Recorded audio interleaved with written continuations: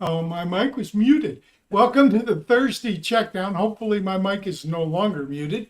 I'm Greg Kellogg, your host, and I'm with Tipp Major, who is in the house. I'm in the house with Greg. Oh my God! Like he has shown nothing but hospitable, this notions. I've been in here. He's got cookies. He's got Doritos. He's trying to get me fat, guys. He's trying to get me fat. I'm not gonna fall for it. I'm not gonna fall for it. I'm not gonna do it. But no, it's been lovely, man. And Greg was like, "Hey, come on over. Come on over to my house. Let's do this together. Let's watch this draft together. Let's get this draft prep together." So man, it's been cool. So I'm excited about this draft. Okay, so this is our pre-draft show, and Tip, we have two guests tonight in the house. Rico. Rico's a TSA content creator, former host of Off the Backboard. That's got to be a basketball thing. Got to be a basketball thing. And he's a Charger fan. So I'm going to be going to Rico because Jim Harbaugh's a Michigan guy. And so the thing about Rico is he's not going to back down. He's Chargers fan through thick and thin. And as a Lions fan, I know the Chargers have had it pretty thin some years. Rico, how you doing? I'm good, man. I'm good. Happy to be on the show with you guys. Appreciate y'all having me on. Obviously, it's draft night, so we're excited, to finally get this underway and see what tonight's going to entail. We don't really know what's going to happen, but it should be a fun night ahead. Am I unmuted again? Yeah, all right. So we're having problems because we're doing this in the same room, so there's terrible echo when we're up and other people are up. So what Iggy is doing is when we're done talking, he's muting us, and when it's our turn, he's unmuting us. So Iggy, JC, thank you very much for that. Our second guest is Garrett Ball. Now I'm going to read this so I get this one right. Garrett has over a decade of fantasy football experience. Kid. He's just a kid. Rookie. Yeah, newbie. But he's been creating content for several years. Look at that smile. He's doing well. Okay. And not only has he been creating content for the last several years, he has his own personal weekly newsletter. Now, I'm going to advise everybody that's listening, go out and find the Ball Field Banter newsletter. Name like that, it's got to be fun. It's just got to be fun. And he's just released his first ever wide receiver breakdown. So, Garrett, they're going to mute us. Tell us about your work. Oh, hey, thanks for having me on. I really appreciate it. I started my Ball Field Banter newsletter in the preseason last year, and it's a small little community, but you can find it as long as you go down to my Twitter. There we go, somewhere in here. Twitter handle at GarrettBFF. All the links are there for the newsletter, the Discord, and then as well as you'll be able to find my prospect guide pinned to my profile as well. And I'll be actually updating it as the draft goes on. So you'll be getting a post-draft wide receiver prospect guide up here soon.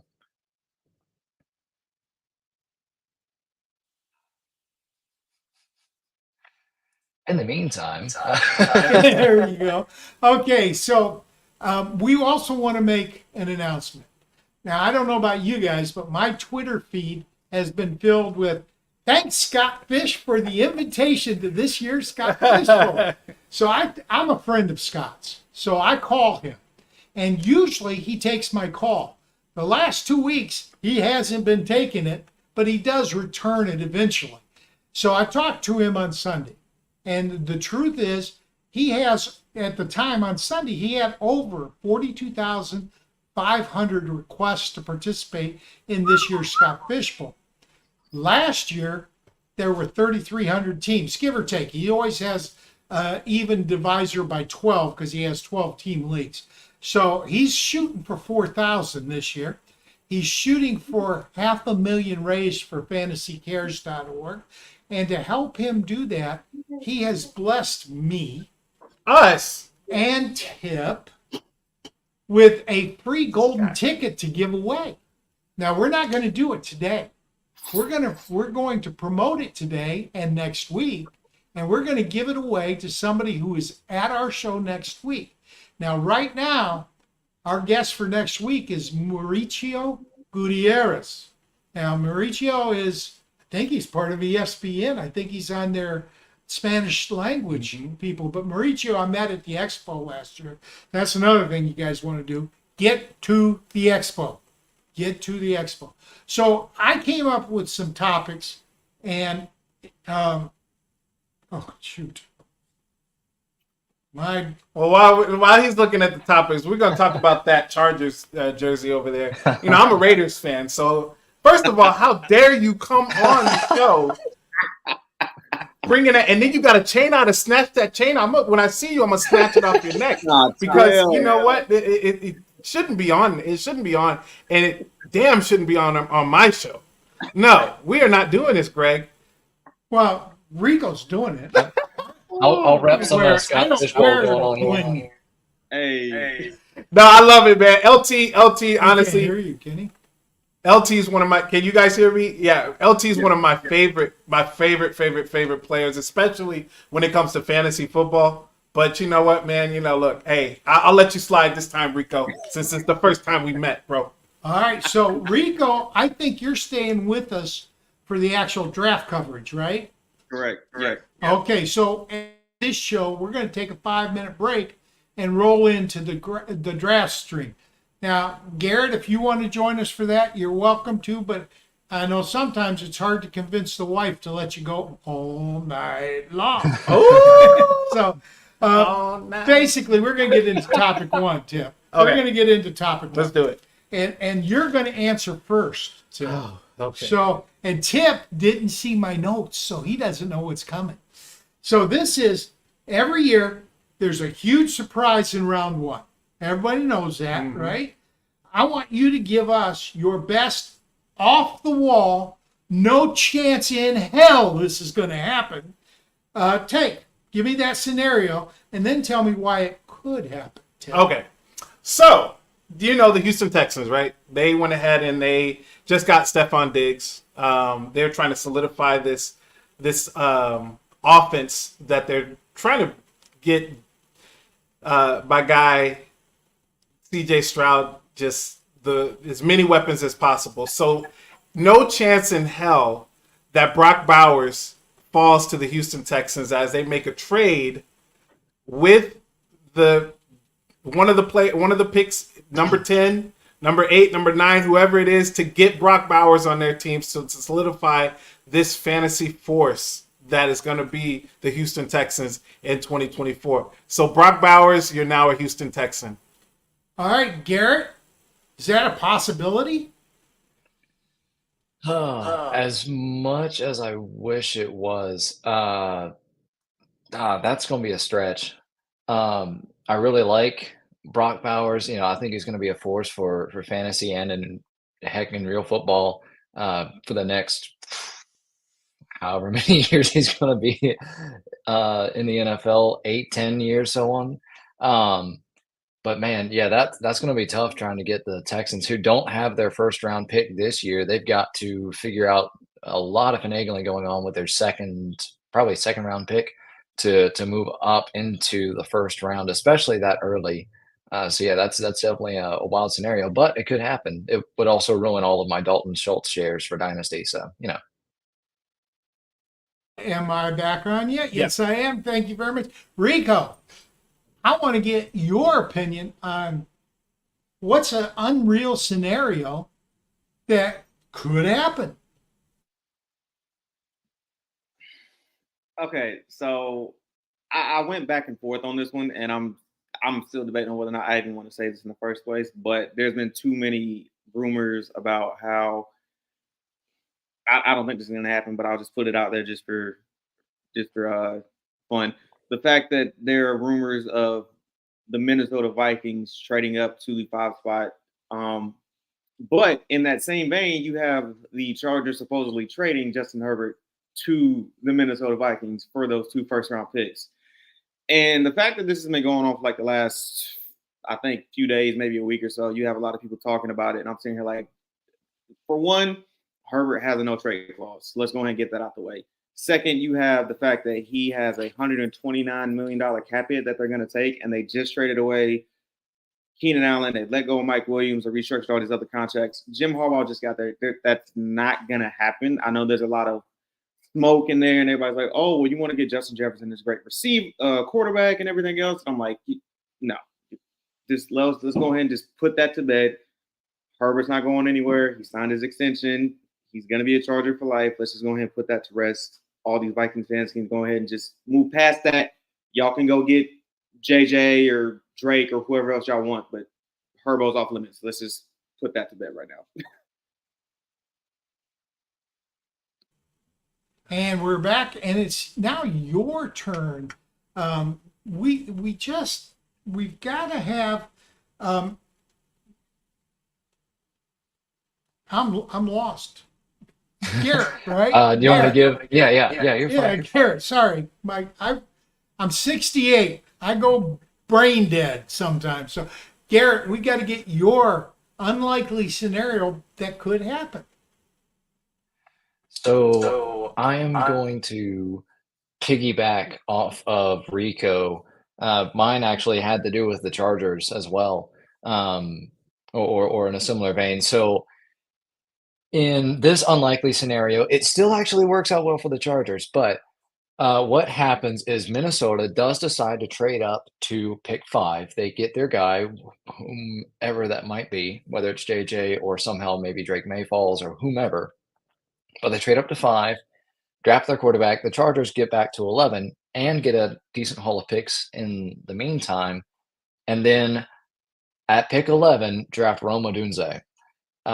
In this scenario, you've got, say, the Bears maybe adding offensive line or potentially like a defensive player to add along with Montez Sweat. The Giants, I think I have them hypothetically adding Malik Neighbors, which is fairly likely to happen either way. If Chargers don't, or if the Chargers stay put, then of course that could fluctuate. But either way, I've got the pieces falling to where, the Chargers, they can trade back just a few spots, still get Rome Odunze, and then add to their receiving core. Not to mention whether it be offensive line or some of their defensive help. With that haul of picks that they get for trading just 6 picks back. There we go. My turn. Okay, I promised people that I would surprise them with this. Okay, remember, I've been doing this a long time. All right, I'm going with the number 1 pick. I'm saying at number 1, Chicago doesn't take Caleb Williams. And I'll explain why, but you've heard it. Caleb Williams is a generational talent. I hate that phrase. He knows I hate that phrase. I've told him that. Yeah. Okay, so he's just, if he were a generational talent, I don't believe that his college would have been 7-5 last year. I just don't believe that. I believe a generational talent lifts their team. And so against ranked opponents, Caleb Williams, I got it down here. I got to read it. He was 0-4 against ranked opponents. Not that great. All right. He was a combined 93 of 140. That's 66% completion rate. Not great, not bad. It's right there average. For 1,058 yards, that's 264 yards per game. And the dude was throwing all the freaking time. So I don't see it as that. So now he did have 5 TDs in those games. Not that great. I mean, you're talking 4 games, I think. 4 games, and he had 5 total TDs. Just not that good. But he also had 3 picks. And I think at the next level, those DBs are a lot better than they are this year. So it ain't going to happen, but it should, is that he doesn't go number 1 to Chicago. Drake May does, who I think is a much better pro prospect than Caleb Williams. I think Caleb Williams is probably the 4th or 5th best quarterback in this draft class. Ooh. I do not think he's the top or even the top 2. Okay. Now, the guy was sacked 15 times. He rushed 42 times for 5 yards. So he's not beating you with his legs against talented opponents. So I just think if you put on this SC Notre Dame game, Caleb Williams was bad. He was scary bad in that game. To me, not likely to happen, but it should. So that's mine. So we'll go first to Rico to comment on my outlandish take. I'm gonna say this much: if Caleb isn't the first name that's called, you're gonna have a lot of people like buzzing in Detroit the second that happens if Drake May's first overall. I agree with you that Drake is probably one of the more talented quarterbacks in this draft. Depending on who you ask, a lot of people may say he's QB1. You may look at Jaden Daniels, and that's some other people's QB1 as well. I've been kind of like iffy on the whole Caleb Williams train myself. Mainly because if anything, it's just more so just off the field stuff. I'm not really a big fan of his like bravado and the way he kind of is presenting himself and the way he's been going out with everything with like the combine and his agent, his father and his team or whatever and things like that. But everybody looks at him in the same vein as like, quote unquote Patrick Mahomes of his escapability and what he's able to do on the run as far as like creating plays and things like that. And I'm like, you can't sit here and compare a guy like Caleb to Patrick Mahomes because a lot of people didn't really know Patrick Mahomes was capable of doing what he did unless you were just a big Texas Tech fan. And then when he actually got his chance to shine, it was like, oh my gosh, this is the greatest quarterback to ever grace the planet Earth, until Tom Brady was still there. But I mean, I don't see that necessarily happening as far as like Chicago not taking Caleb. I mean, they've already got all this stuff figured out with him. They made all these trades, they all these other moves.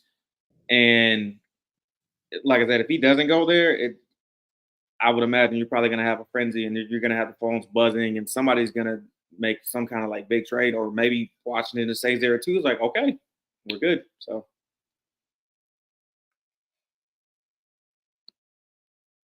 We're waiting for him to Now, unmute what us, what I will say though is that Chicago has done a really good job this offseason preparing for Caleb Williams.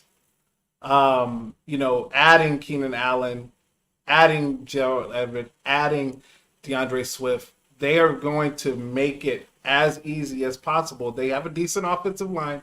They're going to make it as easy as possible for him. They're going to make it as easy as possible for whomever is signed as the quarterback. Caleb. Well, that's what everybody thinks. Yeah. But is that the best quarterback for them? I would say no.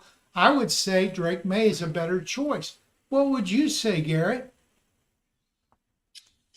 Yeah, I have had issues with the like you pointed out with the he's floundering in games against ranked opponents. His record at USC wasn't all that great. I want to say his defense didn't do him many favors, and eventually, I mean, you see it all the time with guys like, say, a Kyler Murray or whatnot. Now Kyler Murray has a rushing ability, but you see guys who have that kind of like they will score points on you, but eventually all that has to happen is a team that you're facing is just slightly better defensively than, say, yours is. So I don't think his defense did him really many favors, but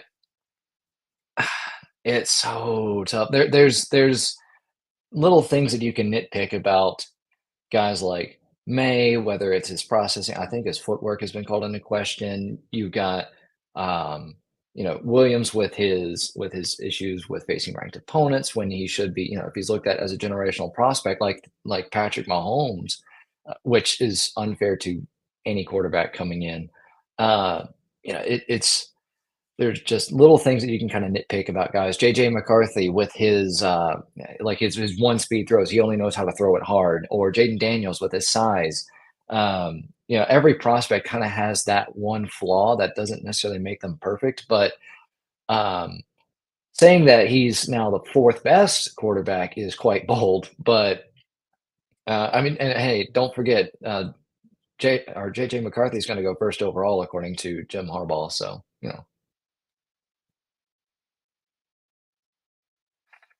Can you hear me? There we go. There we go. All right, so we're going to go to topic 2. I made my point. I don't think that Caleb is that great, but we'll see. I do think he's a talented guy. I do. I just think that he's got a little more growth than 3 other quarterbacks in this class. So topic 2, who's your favorite team and what do you want to see them do tonight? And we're going to start with Garrett, go to Rico, and then Tipp. Garrett? All right. So for me, my favorite team unfortunately doesn't have a pick in the first round because I'm a Cleveland Browns fan. So I'll briefly mention something for them. I would like to see them go a little bit maybe offensive line, or their defense was really good last year, but something along the lines of maybe a defensive tackle. I can't remember if Myles Garrett is a tackle or an edge, but either way, something on the defensive line to help them out a little bit, get some pressure off of them, or a linebacker. I'm fine either way. If they have a second round pick, I can't remember if they do. I think they do. I've got a little bias toward Peyton Wilson out of NC State, not only because I've got friends that go to NC State, but I know him through like a friend of a friend. So I'm like, hey, I've got that connection there. But so, hometown, home state rooting for a guy. But I guess if you're talking about, like I'll pick a team that I really like that does have a draft pick tonight. I'm going to go with Green Bay. Along the same vein of Cleveland, I think that they should add like a defensive lineman or a linebacker, whether that's a guy like Byron Murphy, Gerard Verse, Chop Robinson, something along those, or somebody along those lines who may fall to them. There's a lot of speculation about when defensive players will actually start getting picked. But whoever, whoever falls to them down in the, I can't remember their exact pick, but somewhere down in the 20s, I think would be a good pick for them, especially because their run defense has just been so bad over the last few years. And off to you guys. All right, that was good. That was great, Garrett. Now we're gonna go to this other guy over here with this jersey that he's got on, and we're not even going to acknowledge the team that he's rooting for because they're going to finish 4th in the West anyway next year in the AFC West. So, but we'll go ahead and let you talk. Go ahead, Rico. What the Chargers going to do, and what are you looking for them to do this year? First and foremost, love the friendly banter. It's always a fun time going back and forth. In a perfect world, we're sitting there at 5. I would love for there to be a scenario where there's 4 straight quarterbacks going, and then we sit there at 5, and it's like, who do we take? Marvin Harrison Jr. or Malik Neighbors? That's the route I'm going tonight as far as like that first round pick. If we are sitting at 5 and we have either one of those 2 guys sitting there on the board, I feel like you have to go and get one of them. It's just plain and simple. I mean, we've kind of gutted our receiving room as of right now. It is currently Quentin Johnson, who had a not so good rookie year, as a lot of us saw. Had a lot of drops, some big plays just didn't really go his way. They tried to use him in a position where he wasn't really best fit. He's a kind of yak kind of guy, and they wanted to use him more as a big play kind of guy like they did Mike Williams. Not the same type of guy, so you got to realize that. Josh Palmer, Darius Davis, who was a speedster in a return game, and Simi Fehoko, who, if I remember correctly, scored his first career touchdown last year for us. So this receiving room kind of needs some work, and I feel like if you want to go and upgrade it in a way, it starts, with one of those 2 guys. So I would love to see, if I'm going to be honest, I would love to see Marvin Harrison Jr. just because of the bloodline. His father was one of the best receivers to play in the National Football League. You pair him up with a guy like Justin Herbert, and I feel like that would do damage for years to come. Since we no longer have that clear-cut wide receiver 1 on our roster, I feel like Justin needs some help. I know a lot of people sitting here looking at, well, what about you guys' situation at right tackle? Why don't you go get Joe Alt or J.C. Latham? And I'm sitting here like, for one, Joe Alt is a left tackle, and we already have Rashawn Slater, so I think we're good there.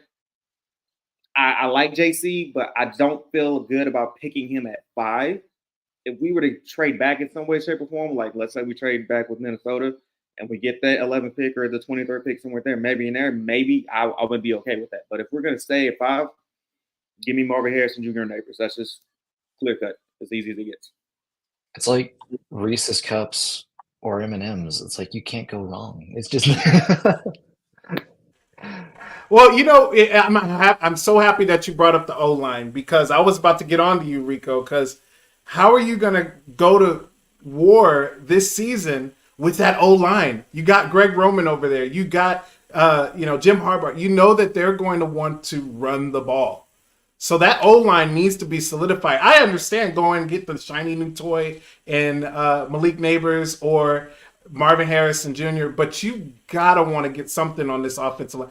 Slater's great. I get it. He's good. But he also hasn't always been healthy.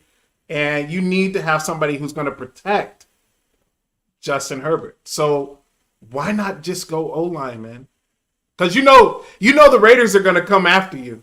We got Christian Wilkins. We've got Mad Max. So we're coming after you. So and I'm glad you brought that up, because I will say that Christian Wilkins signing y'all got this offseason, I was upset. Something like, I already know what this man does. Like, the first game of the season, we played Miami, and like that man he's a menace. And you pair him up with Mad Max on one side, and then depending on what Tyree does in his second year, you got that to worry about as well. But like I said, I feel like if you have an opportunity to pick one of those guys right there, either Marvin Harrison Jr. or Malik Neighbors, like, you just have to kind of like take that opportunity. That's not to say that we can't necessarily get somebody else in the second round, because each round we're picking, relatively high. So I feel like depending on how the draft board goes, you're going to see a lot of guys that are going to get pushed down the board. I still feel as though we can find some great talent in the later rounds. Like I said, if we were to trade back and we get a left tackle or another tackle on, later in the draft, that's fine. But I just feel as though you can't really pass up on one of these two guys in Neighbors or Marvin Harrison Jr. Like, I feel like it's just right there for the taking. You can't just sit here and just be like, oh, he just walked right on by and we're just going to let him go. Like, I'm going to be real with you. Like, depending on how this draft goes tonight, I'm either going to lose my mind or I'm going to just be like, yep, I'm done. I'm done. I'm not watching the It just depends. But I just feel like that's just kind of how it is. So I feel like I believe in Greg Roman. I believe in Jim Harbaugh. They're going to do what's best for this team. I'm going to rock whatever pick. I'm going to rock with whatever pick they make, but it's just a matter of you got to take what's there for you. Well, I got another guy that we rock with, Greg and I and the whole TSA family, is that guy Dante, and he's a Cowboys fan. Is Dante there? I was waiting for him. No, Dante is a Giants fan. Look at it, there he is. He had to pull up. He pulled up on us. He's a Giants fan, everybody. We want to hear from you, Dante. What are those Giants going to do with that 6th pick? Oh, my goodness.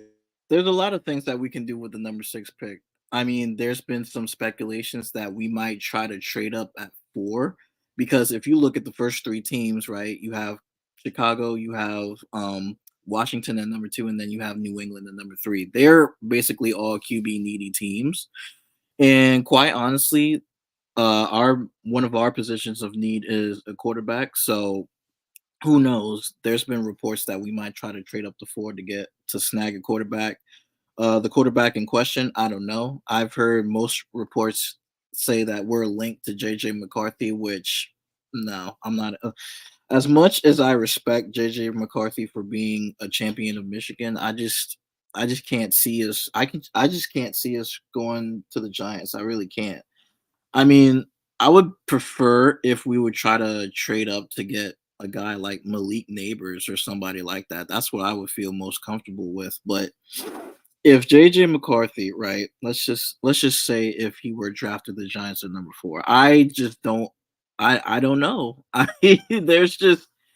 feel like we can always snag up a quarterback in pretty much day 2. Like, I'm looking at Michael Penix Jr. Yeah, I understand that, the injury history, given that and all that stuff, but I really feel like we can snag him at number 47 as well. But as far as number 6 goes, I mean, who knows? It's a whole lot going on. We could go receiver, we could go quarterback, which I don't know. I mean, if we're getting guy like, say for example, I don't know, maybe I don't know if Penix is that good enough to be a top 10 pick. Me personally, I don't think so, even though he's one hell of an athlete, but I don't know. It's just a whole bunch of intangibles that are going on, a whole bunch of reports that have been coming out over the last few weeks, so we don't know. But like I said, I trust Joe Shane and Brian Daboll. I trust that they know what they're doing. I mean, pretty much for free agency, I mean, it's been pretty much defensive based, and we've had some reinforcements on the O line. Don't get me wrong, but it's all about who that next guy is going to be at under center, because we only have only 1 year, one more year of the Daniel Jones contract until he has an out because of that 4-year contract that we gave him. We don't have Saquon anymore. We signed Devin Singletary, so we're not drafting another running back in the first round, so that's out.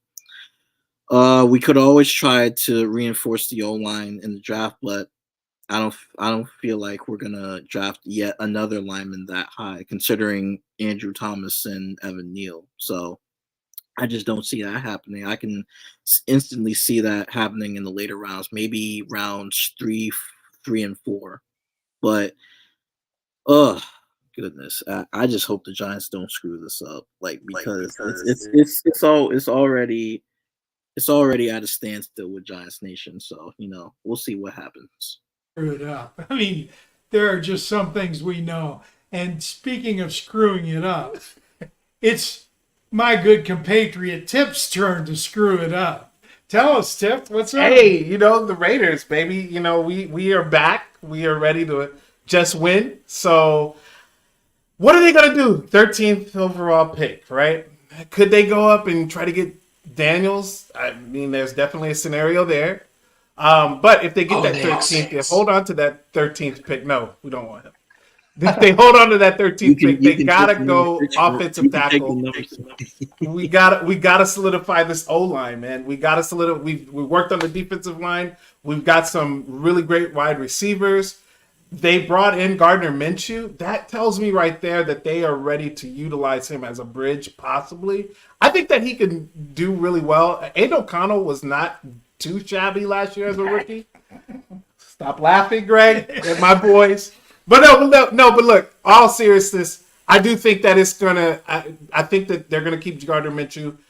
There has been Michael Penix out there talking about number 13 pick. I just don't see them going after having 3 quarterbacks on this roster and adding a quarterback in the offseason. It's almost like you got this stew and you got 2 ingredients that you think could work. Adding a 3rd ingredient might mess the stew up a little bit. So why don't we just get an offensive tackle or offensive lineman and just create some type of beautiful stew that everybody can eat off of, that this team can flourish off of, and let's just win. Let's just go ahead and win. I think Tipp's hungry. I think Tipp's hungry. Thank you. I think that's the problem. Tipp is just too hungry. For me, I'm a Lions fan. And I grew up in Michigan. I live in South Texas with Tipp now. We actually live in the same town. Mm-hmm. The TSA folks have been kind enough to allow me to do a retrospective on the best GM in the NFL currently, and that would be one Brad Holmes. Now, I did it with Ronnie because Tipp, he had this 4-letter word he was taking care of, this work thing, okay, as a retiree. I don't worry about that crap. Okay, so anyway, I wanted to say his drafts have been spectacular. Yeah. All right, 23 picks, 23 players still in the NFL. 1 on a practice squad, 1 signed away by another team. But I think he had like 14 starters. Anyway, there should be a link to that article somewhere in the description of this page. I was hoping we could put it up on the screen, but I don't see it up there. So now I'm going to assume it's in the description of the video, and it'll be up on YouTube anyway. Go watch it. You'll be amazed at how good Brad Holmes has been. He's been pretty fantastic, actually. And I got to say, we were lucky enough to get 2 Lions podcasters, guys that All they do is Lions content. Derek from Lions Syndicate and Dave from Motor City Mania both came on and broke down every player that the Lions have drafted. So I trust Brad Holmes. In fact, I say, instead of saying in God I trust, I'm in Brad I trust. The guy has been spot on drafting. And if you look at last year he had 2 first-round picks. He used one of them to trade down and get more capital, more draft capital.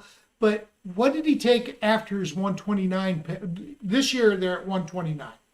So what did he take after 29? Oh, a guy named Sam Laporta. Another one named Brian Branch. Both those were second-round picks. Brad Holmes is going to find somebody who will contribute to a Detroit team that just 2 years ago was 3-13. He has turned that franchise around. So, I just want to see. I think they're going to go. I'd like to see him get an edge. Chop Robinson, I love at that point, but I'm not sure Chop makes it to 29. And Verse, he's not going to make it. And I forget the other kid's name because he's going first among the DNs. Oh, Turner. Yeah, Dallas Turner, right. So I didn't even consider him. But he may get McKinstry. Yeah. What's his first name? It's Kool-Aid. Kool-Aid. There you go. I believe. Alabama, I think. You just gotta love people who. My last name's Kellogg. I grew up in Michigan. Now, for those of you who are unaware, Battle Creek, Michigan is the home of Kellogg's Corporation. I served in our military for 10 years. I was a Russian linguist, military intelligence, top secret clearance. When I was getting out, I sent Kellogg's Corporation a resume. I never even got a response. Wow. I never even got a response. I think they thought it was a joke. Kellogg applying to Kellogg's. So I ended up going into computer work anyway, so it was better for me financially. But still, I know that when you have a name that is somewhat unusual, my award-winning article for FSWA in 2004, I won an award for the best in-season series. Best in-season series. Tipp will tell you, I'm not that smart, okay? But I won an award. Why did I win an award? I called it Snap, Crackle, and Pop. That was marketing genius. And then the next year, I turned it over, and John Georgopoulos won the same award with my article, but he wrote it. 2010, I went into the Hall of Fame. Still can't believe that. Boy, did I fool those people. But anyway, that was it for that topic. We've got to move on. Hopefully, the guys have got a link in the chat, or at least they'll have it on the YouTube channel so that people can go see that. But that Brad Holmes review retrospective, we wanted Tipp on it. He just had to work. I mean, that's when you're not independently wealthy or really old, you have to do that work thing. So now, can I say something real quick? Absolutely. Greg? Now, I will say on that that cast that they had regarding the Detroit Lions, they had me talk about my favorite player, Amon-Ra St. Brown, and congrats to him for getting paid. He just got paid this last couple of days. So did Penei Sewell. So did Penei Sewell. Those were the two guys that I was supposed to talk about. And Greg's right. Brad Holmes has killed it in this draft. He has killed it as far as bringing his team along in free agency, building a solid roster, getting some hungry Lions, as they would say. And they've been eating. They've been eating the competition. Now, I will say this competition is getting stiffer, especially with, what Chicago's doing and what Minnesota could possibly do. But I got to give shout-outs to Amon-Ra St. Brown. He is my favorite player to watch, and I'm so happy he got paid, man. Oh, and I'm happy he got paid because he's still in Detroit. Mm-hmm. Now, we're at our third topic, and I promised Garrett that we would keep him 15 to 30 minutes. Garrett, if you want to stick, you can, but if you have to go, we understand. If you have to go, first and foremost, tell everybody where they can find your work. Well, I think I'm actually okay to stick around for a few minutes because I think they're watching a princess movie in there. So I think I'll be okay for a few minutes. So yeah, I'll stick around for the next 10 minutes.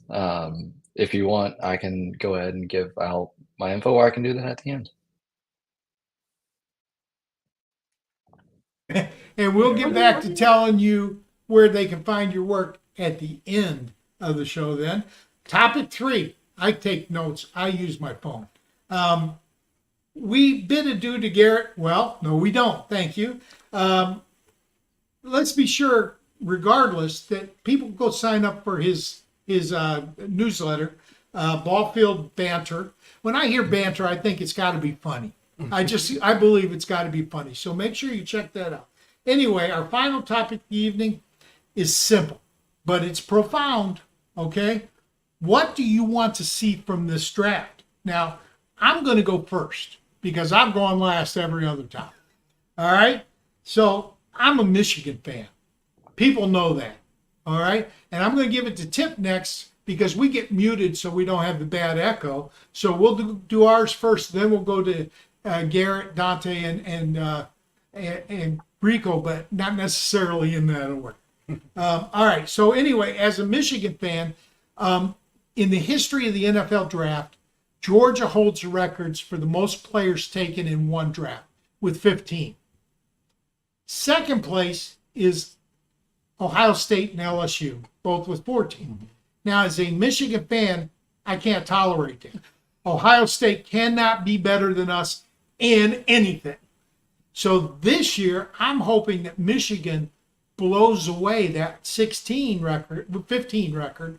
And actually, I'll be happy with 16, but I'm hoping they get 18 kids drafted, and I think it's a real possibility. Although I think at best we're going to get 2 kids in the first round. I don't know who the second is. JJ will go in the first, and then either Roman Wilson, Junior Colson, Mike Sainristil, maybe Chris Jenkins will slide into the end of the first round. Those 4 guys probably are first round talents, just might not get the respect that's needed. Okay, so that's what I want to see. And then I'm going to turn it over to Tipp. I mean, the real thing is I just can't wait to see now where all of these players are going to be. And now we can really start honing in on fantasy drafts. And now I can start arguing with Greg. We can go back and forth, debating, talking about who would you draft. Would you go the 0 RB theory, which I think you should. Greg doesn't like it, but you need to do it. So it's just I can't wait for all the players to be solidified where they're going to be, how they're going to impact their teams for a fantasy impact. Whether it be value, devalue, are they going to value their other teammates? Are their teammates going to be devalued because they are added on to? So I can't wait for that. That's something I'm really, really excited for. I look forward to it every year. And I'm going to cut you off because we got 8 minutes. We have to get out of here at 5 before so we can go to the live stream. Guys, we're going to do a draft watch party after this. So look for and tune in. If you're watching now, that'll be even more fun. We're going to look at the draft from a fantasy perspective. Garrett, go next. And then after you're done, tell us where we can find your work. Sorry. So unfortunately, because I didn't think I was going to make it this far, I wasn't sure exactly what the little kiddos were going to be doing. But I did not prepare for this one. So I guess I just want to see one of my favorite prospects, Xavier Worthy, land in a good spot. I don't know where that spot will be, whether it's, say, the Cowboys, getting a number 2 wide receiver, or someone like a Kansas City might be a little redundant with Rashee Rice, but I think they could make something work. Andy Reid always knows how to make stuff work. I don't think that the Bills are necessarily going to go that way because they got Shakir, but either way, I would just like to see, say, Khalil Shakir, Xavier Worthy, if I can get my words right, land himself in a nice spot, in a good offense, and not, in a crowded room or whatnot. But yeah, as far as where you can find me, of course, I'm on Twitter at GarrettBFF, and there you can find links to Discord, to my newsletter, to I have my prospect guide pinned up at the top, link to that.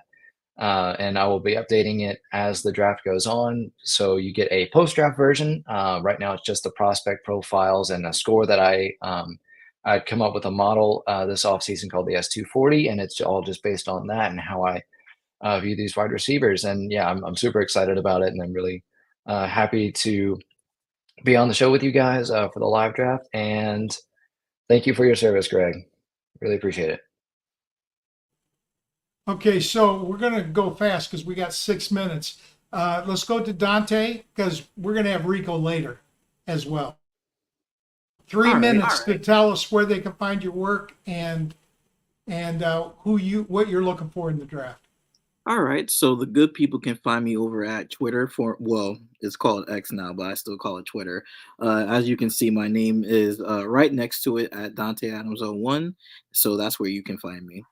And then I'll just be really quick. One thing that I want to see in this draft is I'm hearing a lot of reports about these draft day trades. So I'm really hoping to see where everybody's gonna go, because right now, as I'm looking at this, you still have a lot of guys that are on the market that are available for extensions, especially the wide receiver room. So we're gonna see who moves where, and hopefully the Giants can nail Brandon Ayuk for the sixth overall pick. But that's just me. I'm just throwing names in a hat at this point. But like I said, this is going to be a very interesting draft. So like I said, I can't wait to watch. But yeah, that's it. And finally, who's up? We got Rico. We saved the best for last. For last. The fourth place LA Chargers for last. No, go ahead, brother. No, you've been a great sport. What do you got, Rico? What are you looking forward to? You're good, man. I appreciate it. Kind of going off what Deontay said a little bit. I'm kind of curious as to what is going to be the Brandon Ayuk news. There's a lot of talks about him possibly getting traded. I'll be curious if that happens tonight. What team makes a move for him? If they do make a move for him, where does he land up? And that's going to kind of change the landscape for how other teams are going to draft going forward. And that would be an interesting spot just to kind of see what happens with him tonight. I don't know where he's going to go, but wherever he does go, the team better be prepared to pay him handsomely, because he's been one of the better receivers in the league.